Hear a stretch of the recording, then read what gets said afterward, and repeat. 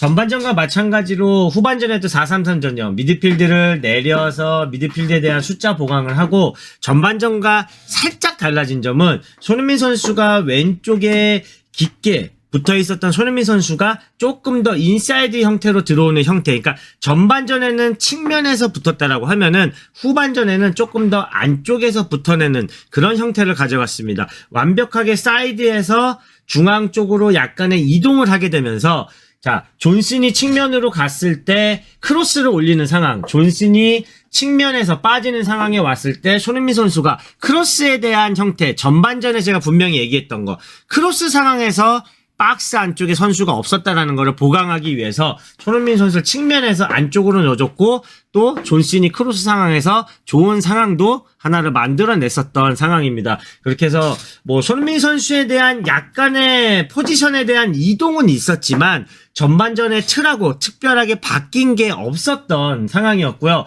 그리고 확실하게 포백에, 자, 반더벤과 반대편에 포르 선수를 배치를 하게 되면서 포백에 대한 안정감은 계속해서 가져갔고, 다만 아쉬웠던 점 중에 하나는 미드필드, 호이비에르 선수가 전반전부터 기종이 되면서, 가용이 되면서 많은 역할을 기대를 했었는데 호이비에르 선수가 보여줄 수 있었던 좀 역할, 왜냐면은 미드필드에 있는 선수들이 많은 공격 가담을 할 수도 있었던 상황에서 호이비에르 선수가 맡아줘야 되는 역할, 그리고 벤탄쿠르 선수가 맡아줘야 되는 역할이 있었는데, 어떻게 보면 벤탄쿠르 선수가 후반 중반에 교체돼서 나가는 상황, 그리고 역습되는 상황에서 동료하고의 나누는 대화에 대한 형태를 보면은 그동안의 경기를 많이 못 나왔던 영향이었는지 경기에 대한 안 풀림이었는지 모르겠지만, 후반전에 사실은 삐덕거리는 모습을 벤탄쿠르 선수와 호이비레 선수에게 좀 보여지게 되면서 팀의 전체적인 밸런스가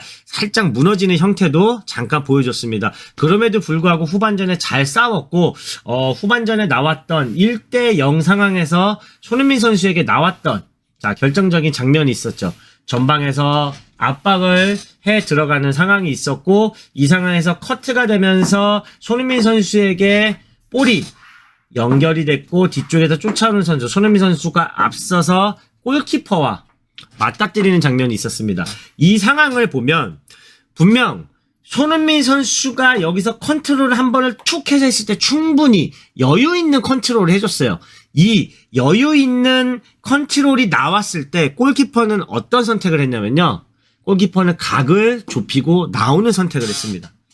만약에 손흥민 선수가 이 컨트롤을 짧게 밀어갔다라고 하면은 골키퍼가 나오려다가 못 나왔을 상황이 발생이 될 수 있어요.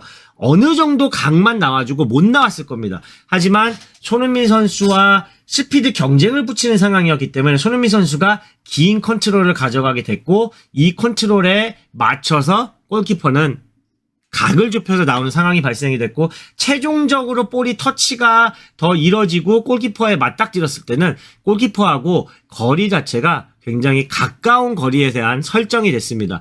이렇게 1대1 상황에서 골키퍼가 각을 잡고 나와서 가까운 거리가 설정이 됐을 때는 슈팅을 하는 선수와 거리가 가깝기 때문에 자신의 손에 대한 방어보다는 발로서 방어를 하는 경우가 굉장히 많이 발생이 됩니다. 그거는 제가 이전 방송에서도 굉장히 많은 얘기를 해줬었는데, 지금 이 상황에서도 마찬가지로 각을 잡고 나왔을 때는 골키퍼와 가까워졌을 때 조금 더 높은 볼, 발로서 방어할 수 있는 상황을 피할 수 있는, 그래서 보통 이렇게 골키퍼가 각을 잡고 나왔을 때 골키퍼의 가랑이 사이를 노린다든가 발을 넘어갈 수 있는 높이, 아주 살짝의 높이, 정말 그라운드가 바닥에 있다라고 하면은 그라운드에서 약 30cm 정도만 뛰어놓는다라고 하더라도 골키퍼의 발을 피할 수 있는 선택을 할 수 있었는데, 뒤쪽에서 쫓아오는 선수가 있었고 손흥민 선수가 어쨌든 간에 완벽한 득점 찬스를 놓치게 되면서 사실은 추가 실점까지 이뤄지게 되고 이렇게 패배를 이뤄지게 됐는데, 물론 손흥민 선수가 체력적인 부담감, 그동안에 3연패를 하면서 오는 주장으로서에 대한 무게감, 많은 것들이 손흥민 선수를 짓누르고 있었을 거예요. 그러면서 평소에 보여줄 수 있었던 손흥민 선수의 침착함, 또 손흥민 선수의 골 결정력을 어떻게 보면 뛰어넘지 못하게 되면서 네, 아쉬운 패배까지 이어졌습니다. 자, 오늘 손흥민 선수가 완벽한 득점 기회를 놓치게 되면서 평점이 5점대가 나왔어요, 여러분들. 그 이유는 손흥민 선수의 많은 역할들을 가져갈 수 있었지만 손흥민 선수가 오늘 부여받았던 위치, 존슨 선수와 함께 둘이서 부여를 받았던 이 양쪽 사이드의 위치는 어떤 의미를 가져갈 수 있냐면요. 완벽하게 공격에 대한 의존도를 이 두 명의 선수에게 부여를 해줬습니다. 미드필드에 대한 공격에 대한 가담보다는 이 두 선수가 어떻게든 양쪽 사이드백을 이겨내고 빅찬스 내지는 득점 찬스 또는 어시스트를 할 수 있는 상황을 완벽하게 부여받았기 때문에 오늘 득점에 대한 부분에 있어서 실패를 했고 또 공격에 대한 실마리를 찾아내지 못했기 때문에 어떻게 보면은 더 좀 혹한 평점이 매겨지지 않았나 싶습니다. 아무튼 손흥민 선수가 오늘 경기를 끝으로 어쨌든 간에 남은 경기가 한 경기밖에 남지 않았습니다. 시즌은 계속해서 치러지고 있는 거고 제가 다만 걱정이 되는 부분 중에 하나는 마지막 경기까지 부상 없이 잘 치러야 하고 분명히 6월 달에는 대표팀 소집이 있을 겁니다. 손흥민 선수는 빠르게 회복을 해야 되고 체력적인 소모, 부담감 주장으로서의 무게감이 엄청 날 겁니다. 마지막 경기도 잘 치렀으면 좋겠고 이런 부담감들을 잘 털어낼 수 있는 최종전이 되었으면 좋겠습니다. 오늘도 저희 부족한 분석 봐주셔서 대단히 감사합니다.